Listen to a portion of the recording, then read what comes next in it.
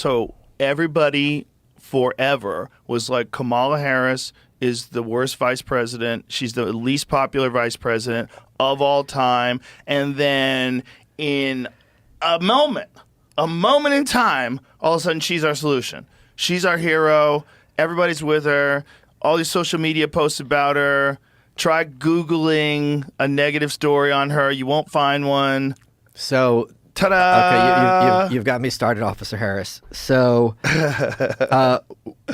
they've been doing this live for years. So in 2019, our pal Tulsi absolutely nuked her in that second debate. With Senator Harris confronting Vice President Biden at the last debate, you called it a, quote, false accusation that Joe Biden is a racist. What's your response? I want to bring the conversation back to the broken criminal justice system that is disproportionately negatively impacting black and brown people all across this country today.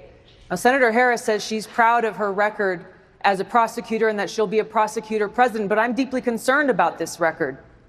There are too many examples to cite, but she put over 1,500 people in jail for marijuana violations and then laughed about it when she was asked if she ever smoked marijuana. She blocked evidence. She blocked evidence that would have freed an innocent man from death row until the courts forced her to do so. She kept people in prison beyond their sentences to use them as cheap labor for the state of California. And she fought to keep cash bail system in place that impacts poor people in the worst kind of way. Thank you, Congresswoman. Senator Harris, your response? As the elected Attorney General of California, I did the work of significantly reforming the criminal justice system of a state of 40 million people, which became a national model for the work that needs to be done. And I am proud of that work.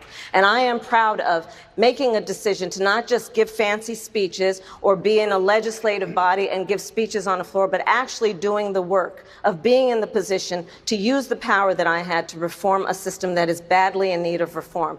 That is why we created initiatives that were about reentering former offenders and getting them counseling. It is why, and because I know that criminal justice system is so broken, that I am an advocate for what we need to do to not only decriminalize, but legalize marijuana in the United States. I want to bring Congresswoman Gabbard back in. Your response, The bottom line is, Senator Harris, when you are in a position to make a difference and an impact in these people's lives, you did not. And worse yet, in the case of those who were on death row, innocent people, you actually blocked evidence from being revealed that would have freed them until you were forced to do so. There is no excuse for that. And the people who suffered under your reign as prosecutor, you owe them an apology. And if you looked at charts at the time, she's kind of, Officer Harris is like doing okay. First debate, she comes out, Joe Biden, you're a racist. The Democrats were looking for an alternative to Bernie Sanders that wasn't Biden. She starts going up in the polls, right? Second debate comes out. Tulsi, being a good Hawaiian, knows how to roast the pig. Just completely slams her. Not only that, she has no counterpunch. She goes on Anderson Cooper and she's like, well, I'm a top-tier candidate, so of course people are going to take shots at me. That's her answer. She immediately starts going down in the polls. It's that day. You can see it on the chart I have on my Twitter. All the articles at the time that did an autopsy on Kamala Harris's failed campaign didn't mention Tulsi once. Yeah. It was BBC, LA Times, Reuters, New Yorker. A guy from the Washington Post just did a piece looking back on her campaign, didn't mention Tulsi either. Isn't that wild? They completely pretend it didn't happen. Well, it just shows you that what they're looking for is not what they say they're looking for. Yes. Because she is a strong woman. She is a person who served overseas twice. She in a medical unit, so she got to see people blown up by the war. She was a congresswoman for 8 years. Yeah. She is a person of color. She's everything you want. All those things you want. But and yet you don't want her. Because she's not for war.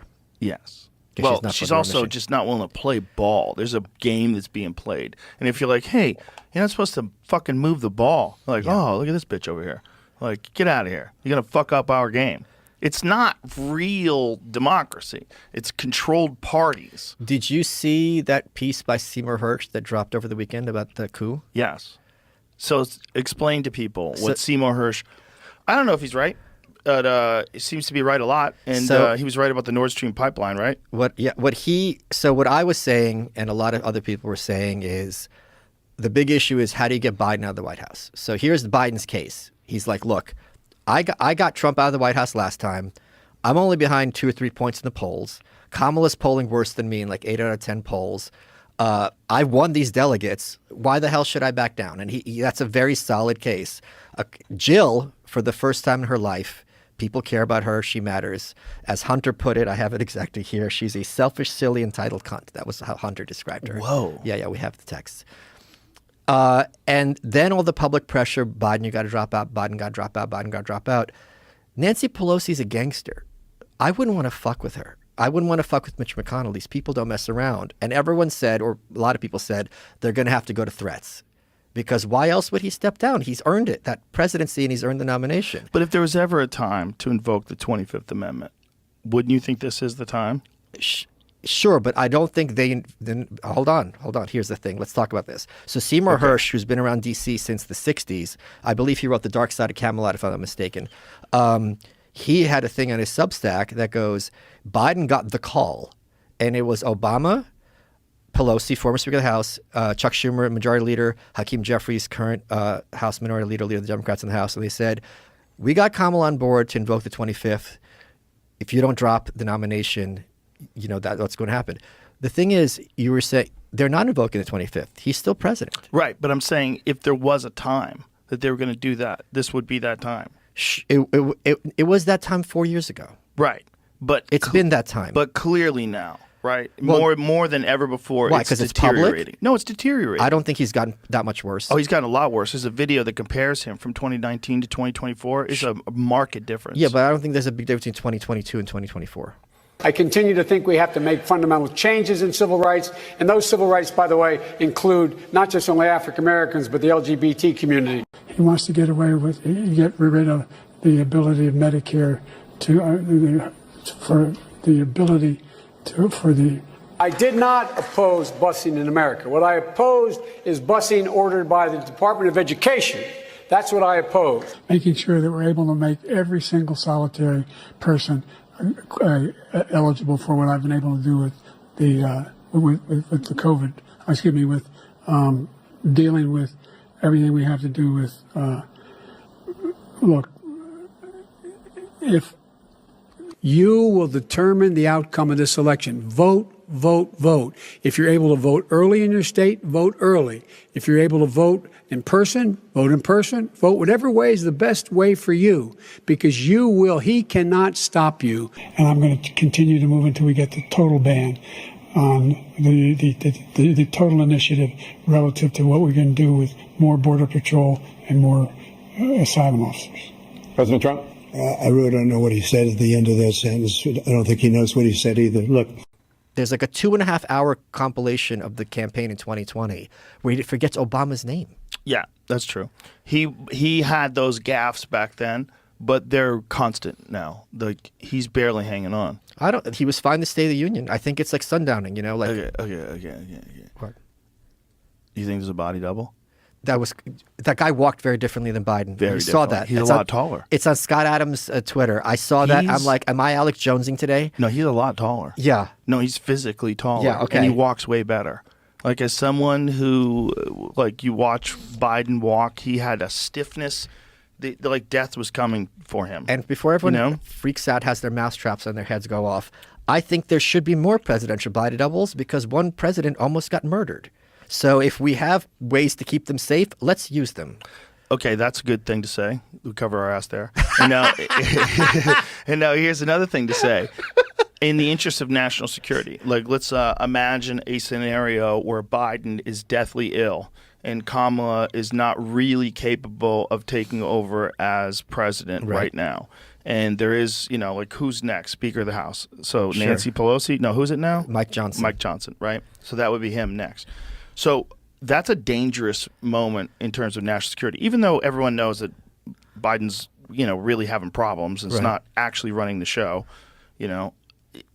I could see why they would want to use some body doubles for that. Of course. If the guy's in a hospital somewhere.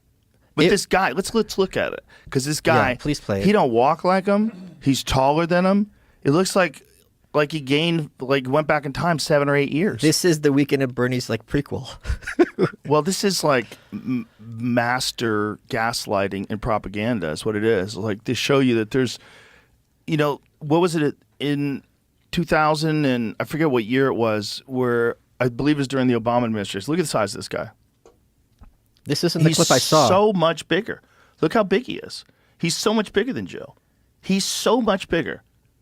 Like, he gained a legitimate 6 inches. Look how tall he looks. Look at it. Wait, Jamie, She's wearing heels as well. Jamie, there's one on Scott Adams' Twitter. This is from his Twitter. Oh, but let's no, watch. it's the one he's walking to the helicopter. Let's watch this again. Yeah, that's another one. Yeah. That's another one. That's a similar one too, where you see it one more time. Let's see him walk again. So, like, look how much bigger he is than Jill. Holy shit. He towers over her. He didn't used to I tower didn't see over this her clip like before I that. saw the other one. And also, if you look at her, she's wearing high heels. See? Oh, wow. Yeah, you're See right. her high heels? Okay, and he's towering over her. That is a much taller person. They show a picture. So maybe they hooked him up with some fucking secret sauce that's going to keep him going, and he'll be back. Maybe they have ability to go back, like, biologically, take you back Oh, wow. a decade or two. Yeah.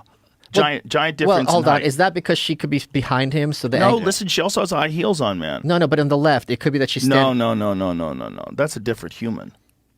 There's- Look at the size difference of the torso. them walking to the helicopter is the one where it looked really. Go back to different that, please. Look at the size differences in the torsos themselves, from the top of his shoulders to where. Oh, look how many buttons. Yeah, look at the white of the shirt. Yes, just look at the size difference. Look how much longer that human is on the left. Now, it may be Biden. Listen, they might have some wild shit that brings you back from the dead. But like medical science is getting there's some people out there working on some wild stuff. But do you know- maybe they just fucking jolting him up with some Wolverine juice. He's like, Wolverine juice is.